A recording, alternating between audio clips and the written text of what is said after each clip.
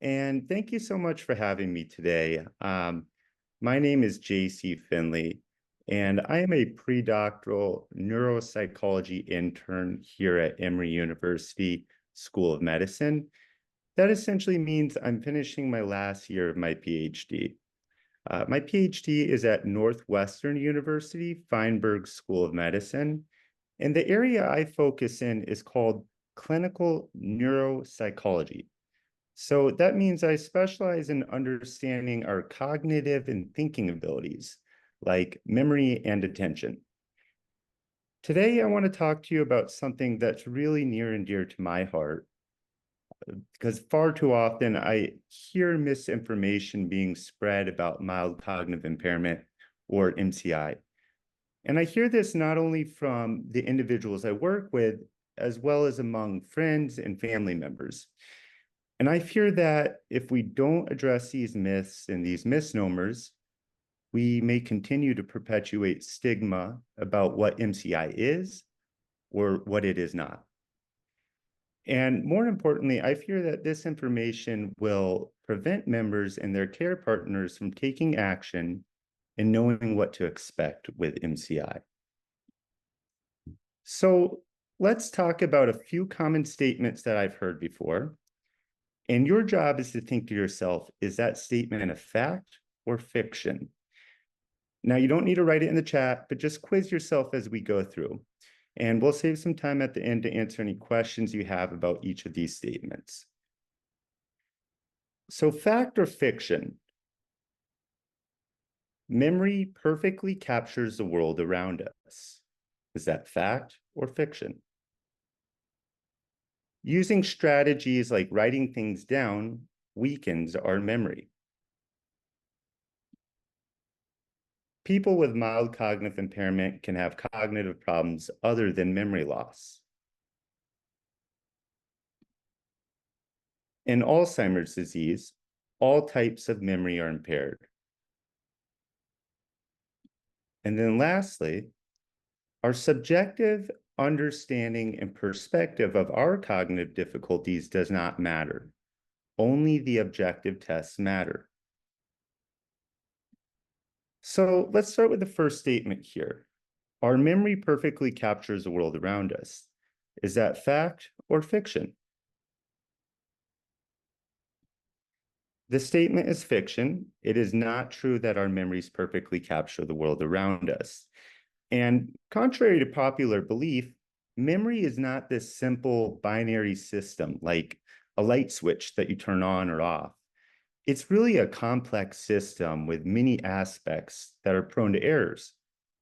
Now, there are three main systems within our memory: the ability to encode, store, and retrieve information. So I like to think of our memory system as a library.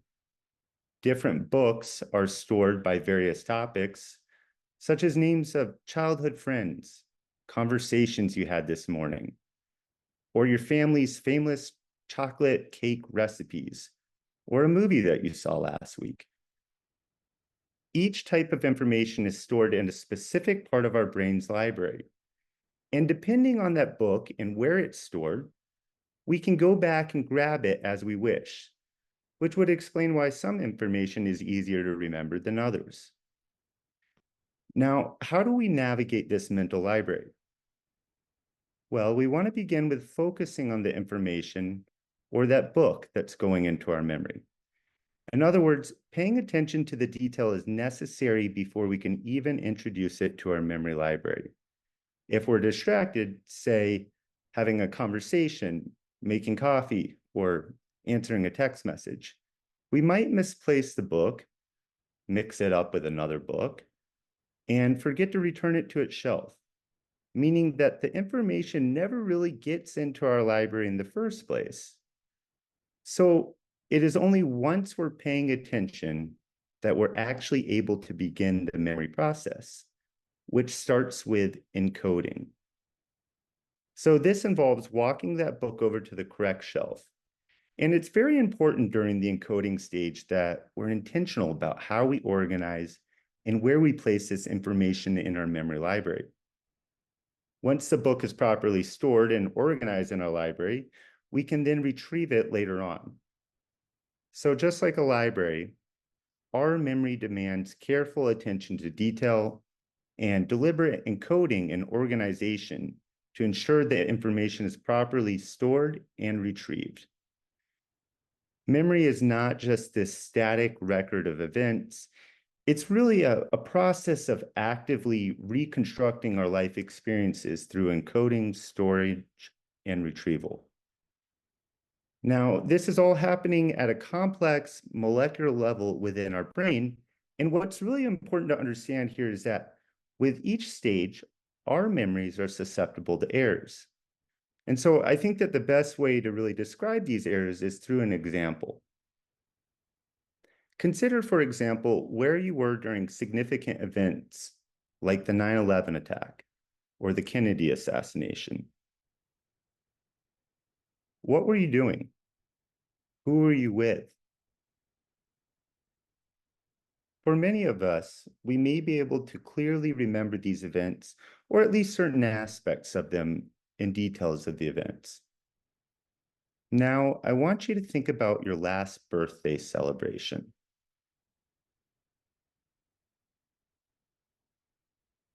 You might find that this memory is a little bit fuzzier than much of those major events, despite it being more recent. This difference is due to the emotional and cultural significance of those events, helping us better remember things like the 9/11 attack and Kennedy assassination.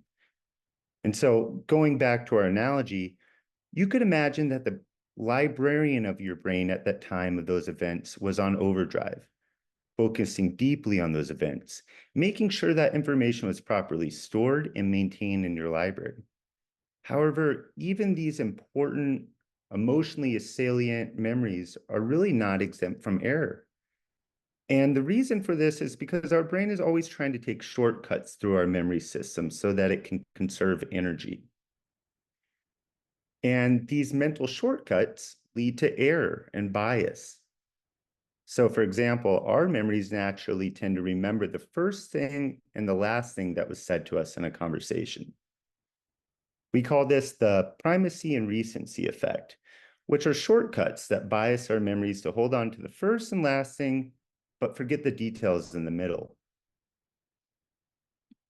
We also know that our memories are prone to retrospection bias, which simply means that we tend to remember the past in a more favorable light than the present. So we often tend to look back nostalgically on our past. And finally, our memories are prone to confirmation bias. This is when we look for and remember information that aligns with our own beliefs. Now, these errors are not necessarily a bad thing, but they certainly impact the way we remember our past. And they create discrepancies between what actually happened versus what we remember.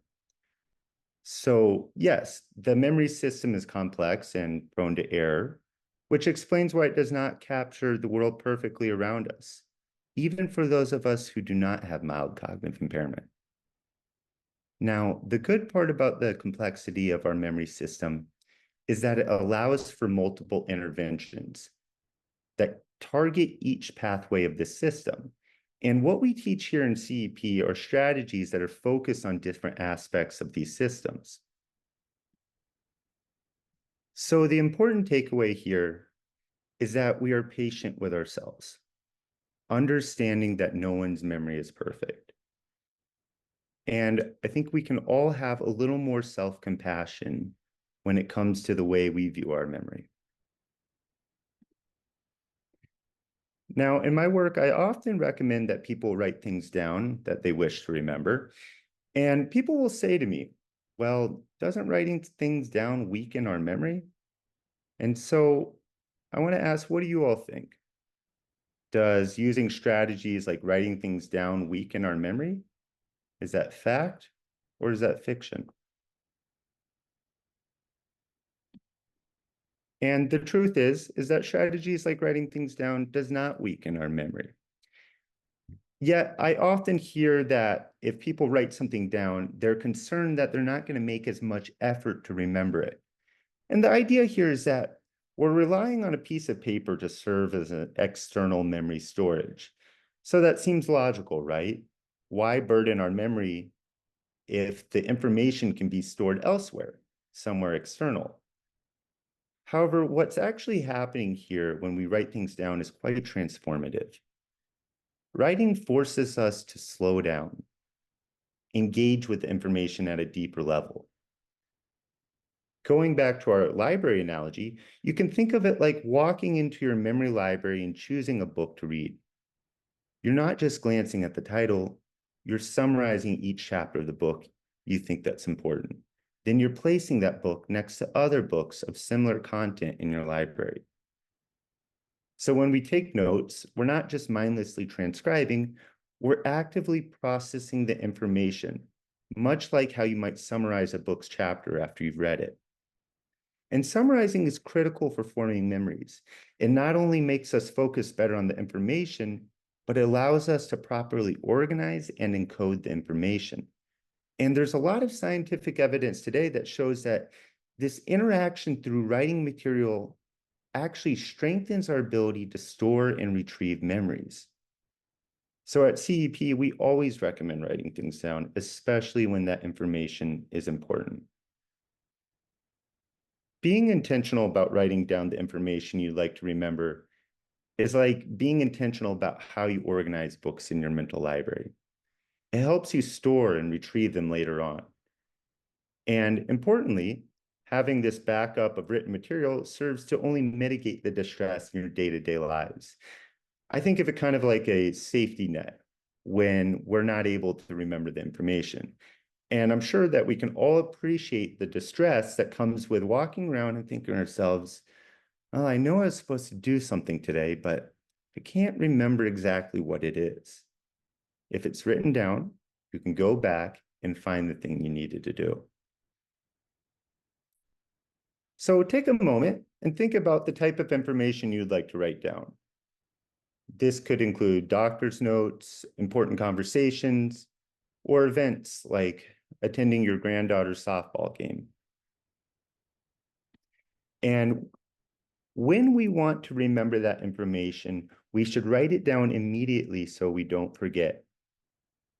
We should also make it a practice of writing at least once a day at the same time every day.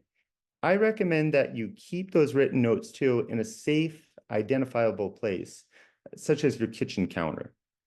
And lastly, know that it is okay to ask for help.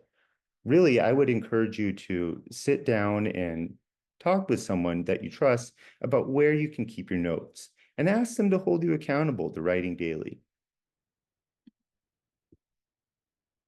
It can also be helpful to keep the notes next to your calendar. Specifically, you could write the information next to a certain date in your calendar. And this way you can better associate the event with a time and a place. So when you're writing, be sure to be completely focused on that material. That means no phone, no distractions, maybe in a room by yourself. And be intentional about your writing. In other words, try to paraphrase in your own words the event. If you can add your own creative and personal style to the event, it becomes then a story in your mind that's harder to forget. You can also integrate other strategies that you've learned here at CEP or elsewhere, such as associating the event with something else that's personal to you, or chunking and clustering the information into categories. And while it might seem like overkill, I promise you that the last step is crucial.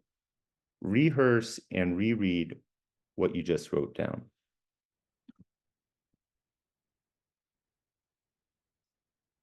So following these steps really helps us form memories through being intentional, repeating the information and summarizing it in a meaningful way that is then stored externally. These steps are really the foundation of how we focus on and encode information so it's better stored and retrieved. And we are concentrating on the thing that we want to remember and are being intentional about how we encode it, because writing in itself is a form of repetition, and paraphrasing is summarizing that information. And then rehearsing it is another form of repetition. And finally, all this is being stored externally in a journal in a location that won't be lost. So thinking back to our analogy, writing does not weaken our mental memory library. Rather, it acts like a librarian who's not only cataloging the books, but also engaging deeply with the content to improve the way that information is stored and retrieved in our library. Each note you take builds a stronger, more accessible library in your mind. So the bottom line here is to write down as much as you can, especially if it's important. Now, our third statement of fact versus fiction is thinking about other types of cognitive symptoms that may occur in mild cognitive impairment. So is it fact or fiction that people with mild cognitive impairment can have cognitive problems other than memory loss?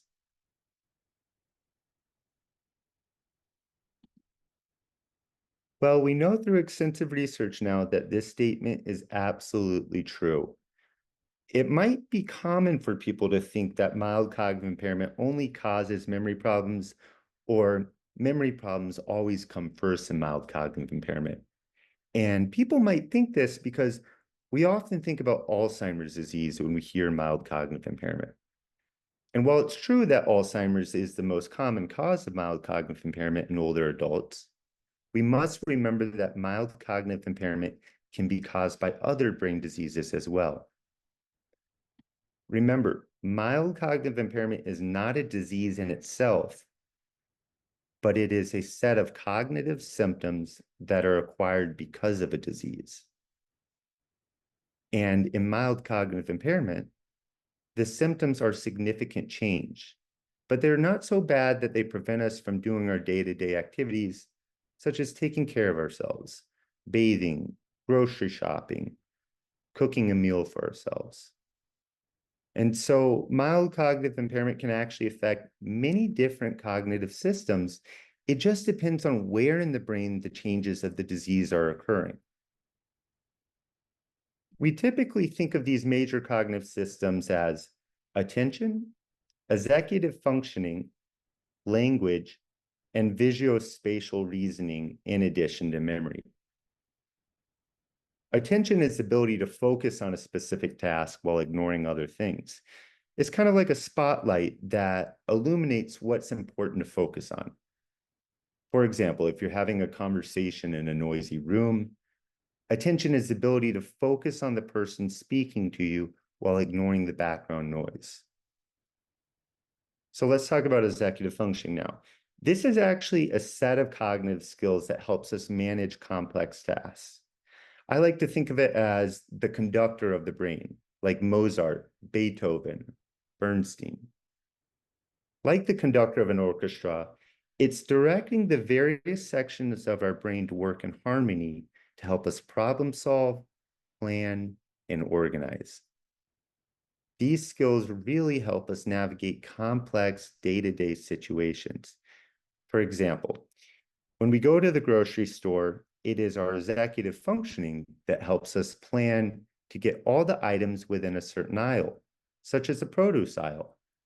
Then moving on to the next one in an organized way so that we're not just endlessly roaming throughout the grocery store, and making sure that we end at the aisle with the ice cream so that when we get the ice cream, it doesn't melt on us. Now, when we talk about language, we're usually referring to the ability to understand spoken or written words and to express yourself. For example, language allows us to not only understand what is said in a conversation, but to formulate the correct words in a response in a way that makes sense to the person we're speaking to. And when we say visuospatial, we're not referring to your vision per se, but rather your ability to understand and interact with the world in terms of space, depth, and shapes, like when you're driving or arranging furniture in your room. One example of using visuospatial skills that I did this morning was pouring coffee into a mug. My brain had to judge the size and the distance of the mug to not spill the coffee. And finally, it's important to understand that these cognitive functions do not always operate in isolation. Challenges in one area can worsen difficulties in another.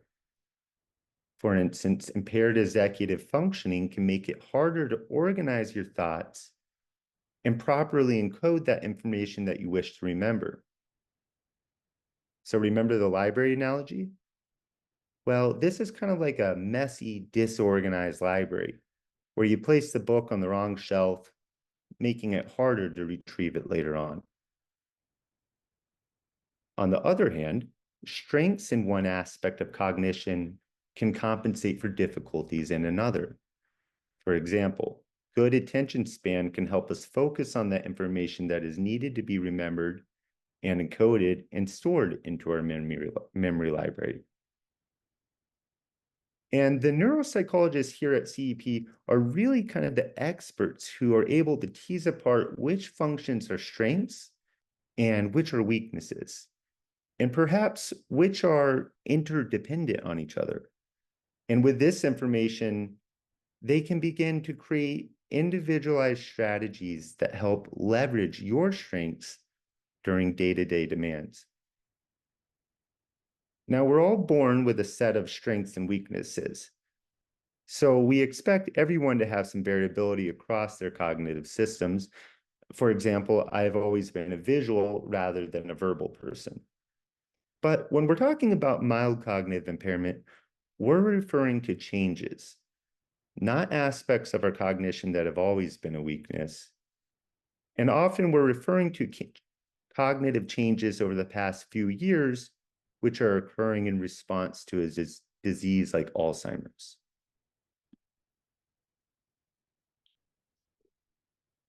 So the bottom line here is that not everybody with mild cognitive impairment will look the same. Some people may struggle with memory, others may struggle with language or attention. And it may not always be helpful to compare yourself to others with mild cognitive impairment. And it's important to be mindful of these different types of cognitive problems that can be associated with mild cognitive impairment, because you can work with your doctors and experts like neuropsychologists to create strategies that are tailored to each of the cognitive difficulties that you're struggling with. So let's move on to the fourth statement here. Is it fact or fiction that in Alzheimer's disease, or mild cognitive impairment caused by Alzheimer's disease, that all types of memory are impaired?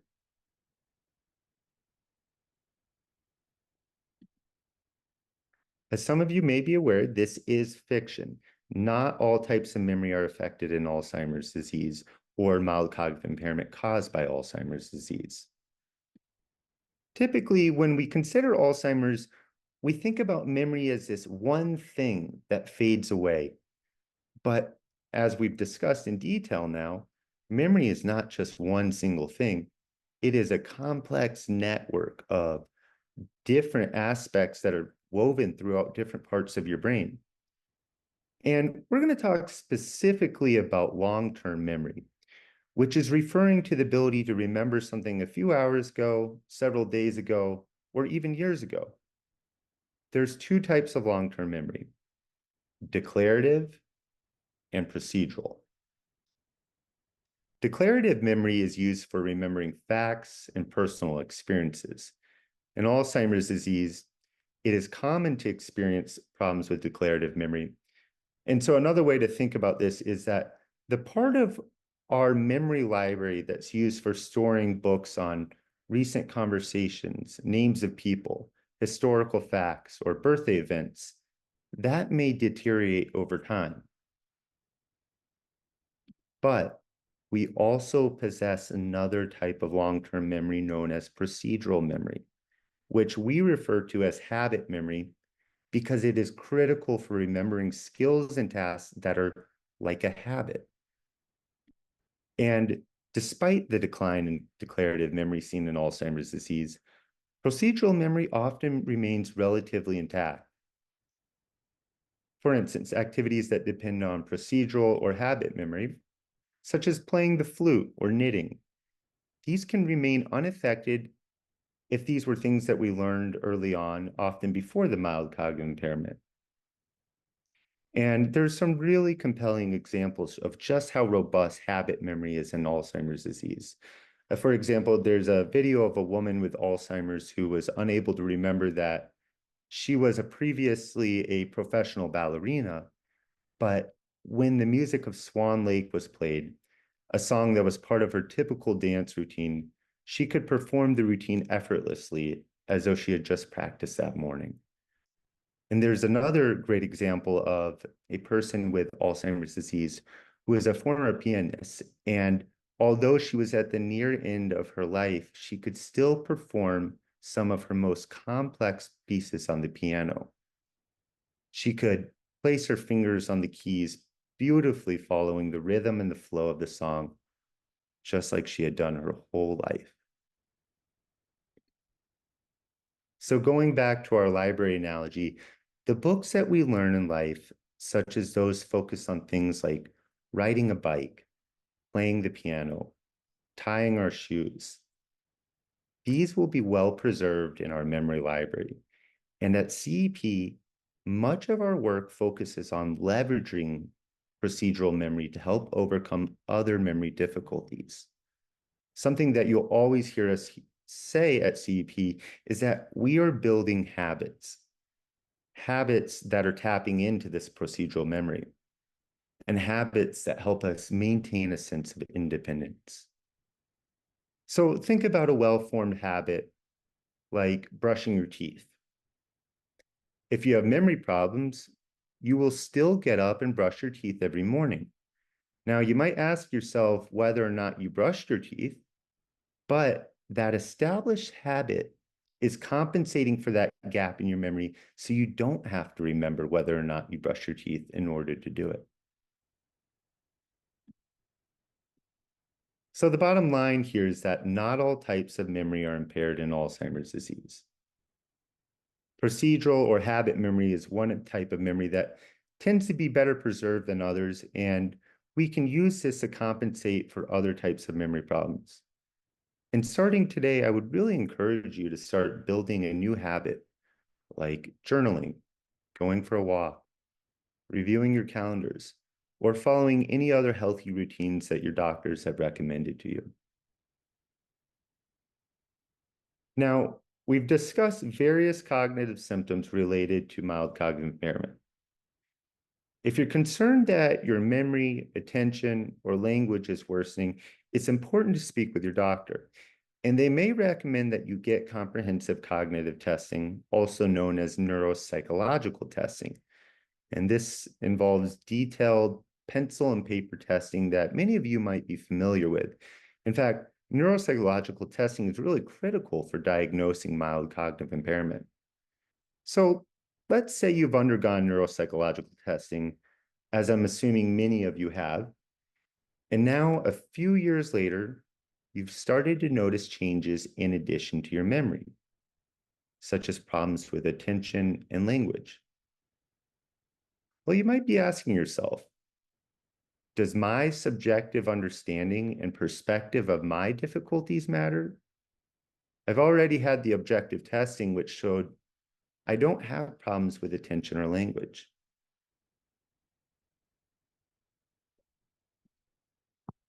And so your perspective absolutely matters. It is really actually not uncommon for your cognitive problems to change over time. And the testing that you did may only be relevant to your cognitive functioning at the time it was evaluated, which could have been years ago. Now, just because you're noticing changes or further decline, it does not actually mean that those changes will show up on cognitive testing. In fact, it's quite common for there to be a discrepancy between our subjective cognitive concerns and the objective cognitive test findings. In research, this is often referred to as subjective cognitive decline. And there are many reasons for why this subjective-objective discrepancy exists. First, you all know yourselves better than our tests do. and you may have very good insight as to whether there's been a change in your cognition. And sometimes these changes can be subtle, but distressing. And testing may not always detect these subtle but distressing changes. And the type of testing we use to assess for cognitive changes is usually done in a very controlled environment that is done in one snapshot of time. These controlled and structured settings are quite different from the complex, distracting, and unpredictable nature of our daily lives. But it's hard to say with certainty why you're experiencing changes that are not detected with objective testing. Sometimes the subtle changes that you're noticing could be, in fact, due to progression of something like Alzheimer's. Or they could be influenced by reversible factors, such as medication side effects that are not part of the disease process. Depression and anxiety are sometimes reversible factors that can worsen our cognitive concerns. Depression and anxiety, it causes us to become very vigilant of normal lapses in our cognition, like occasionally forgetting why you walked into a room. And then it causes us to perceive these normal lapses as deeply problematic. This emotional distress may in turn actually worsen our depression and anxiety, which then causes us to focus more on those normal cognitive lapses. And certain types of physical health symptoms, such as chronic and serious fatigue or pain, can also lead us to have greater cognitive concerns. When your brain is preoccupied with managing and mitigating the discomfort of pain, or is feeling groggy because you're tired, it's hard to focus on the tasks around you, like remembering medications and appointments. And this can lead us to believe our cognition is declining when it may not necessarily be doing so. And lastly, it's possible that you're picking up on normal aging. As we age, we all undergo cognitive changes. These are normal, and it doesn't mean that we're developing a serious condition. Cognitive changes associated with normal aging may, as I said before, be walking into a room and forgetting why you walked into that room, or having the word at the tip of your tongue, but then thinking of it a few minutes later. And this is much different than symptoms of mild cognitive impairment or dementia, like wandering outside your home and forgetting where you are, or no longer being able to understand the words that are being said to you in a conversation. So the bottom line here is that it's important to monitor your cognition, even if you've already received neuropsychological testing. And what you're looking for are changes that are significant and ones that others have noticed as well. You can speak with your doctor about these changes, and they'll decide whether it's appropriate for you to get repeat neuropsychological testing. So again, I wanted to talk about these statements because I think it's very important to stay informed and know the facts so that you and your loved ones can properly manage your health and better understand this mysterious diagnosis of mild cognitive impairment, one that I think is not always properly explained to us. As we've discussed, even under good conditions, our memory does not perfectly capture the world around us. And so we should be patient with ourselves and have some self-compassion when it comes to our memory difficulties. And using strategies like writing things down actually supports our memories without weakening them. So we ask that you write down as much as you can.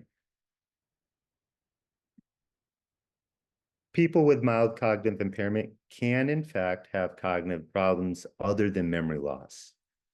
So your difficulties may be unique, and here at CEP, we can help create individualized strategies to help with these specific types of difficulties. In Alzheimer's disease, not all types of memory are impaired. Our habit memory is usually well preserved. So start forming habits for the things that you wish to focus on most, such as writing down information, exercising, socializing. And finally, our subjective understanding of your cognitive difficulties does matter, in addition to the objective test results. So tell your doctors if you experience significant decline in your cognition. So as we review these final concepts, I hope it's clear to you all that with mild cognitive impairment, there are ways to navigate the complexities of your memory library, even if it's disorganized and hard to access. And the strategies that we offer here at CEP to help with navigating your memory library can allow you to live a rich and meaningful life. And as we always say, plan for the future and hope for the best. Thank you all so much. Thank you so much, JC, for a wonderful presentation. I learned a lot.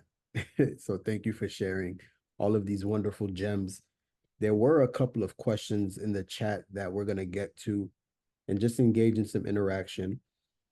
Everyone, if you look at the chat, I did post a couple of different links, as I shared with you before, that I would share in the chat on how to stay connected with us more, our YouTube channel, and etc.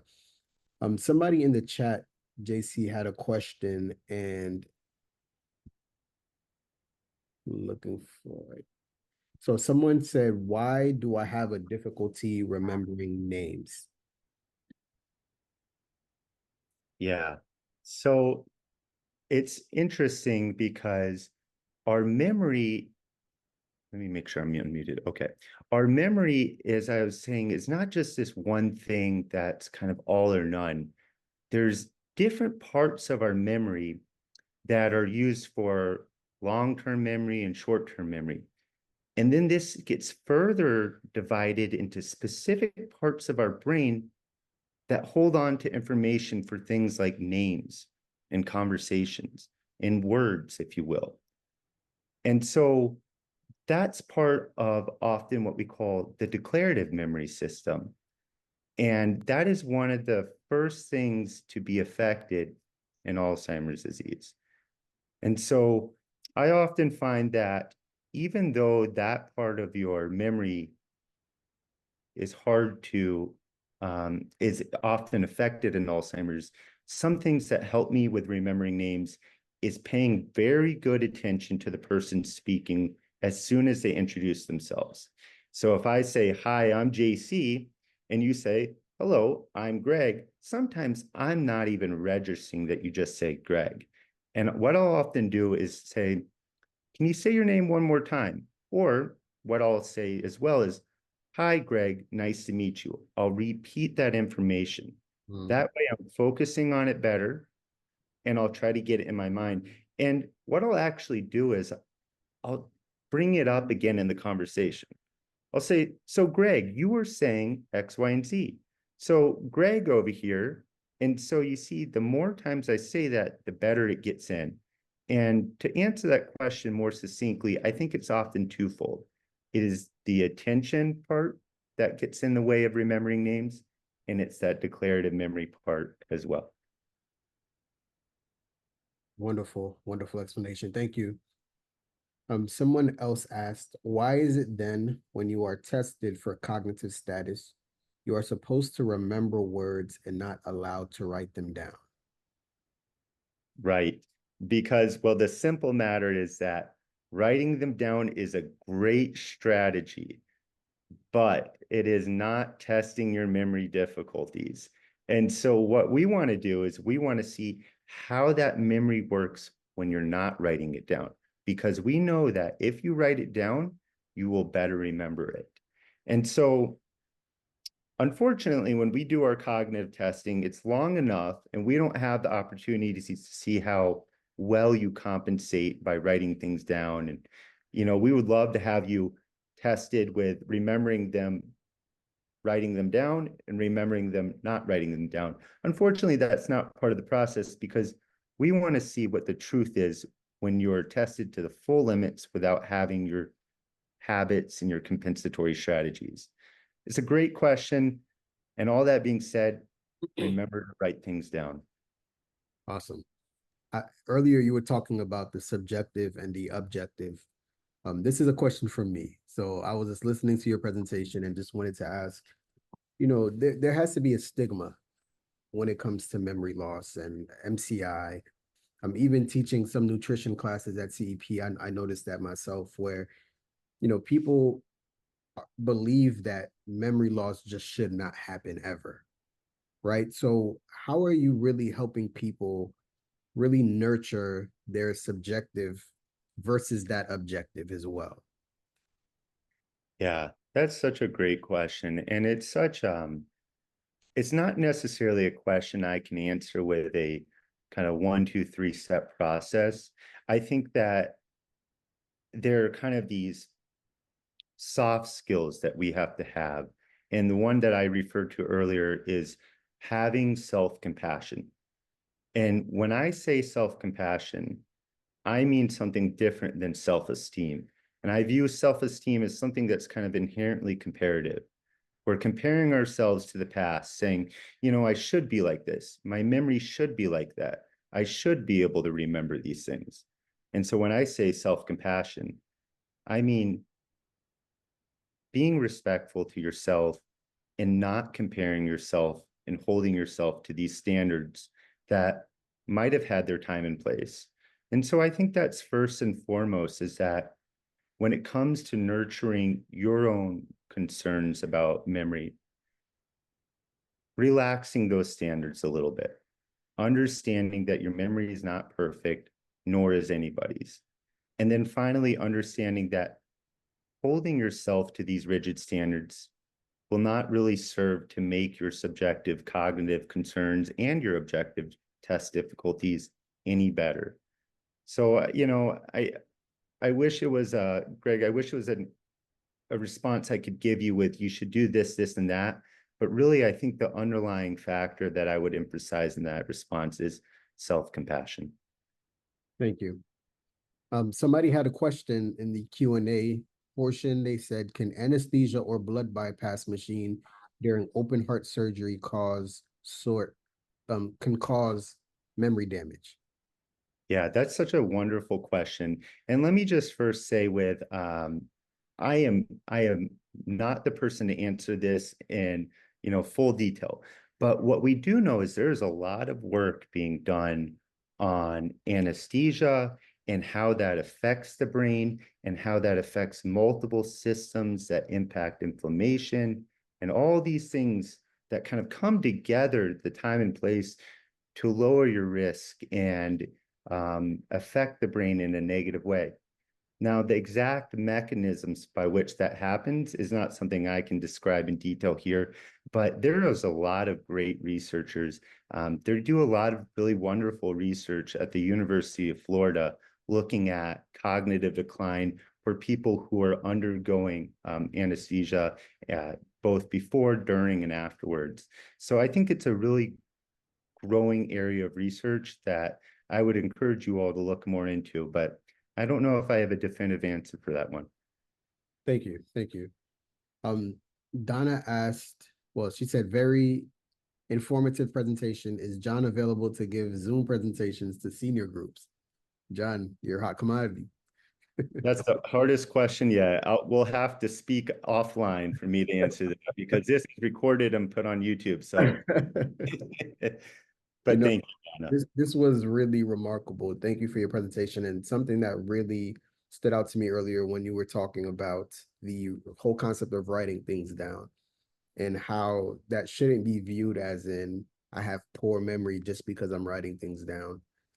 As a matter of fact, writing things down from what you're stating here can actually help to remember things better, which is really phenomenal. And I think that's such a practical tip that people can utilize in their everyday lives. So thank you for that.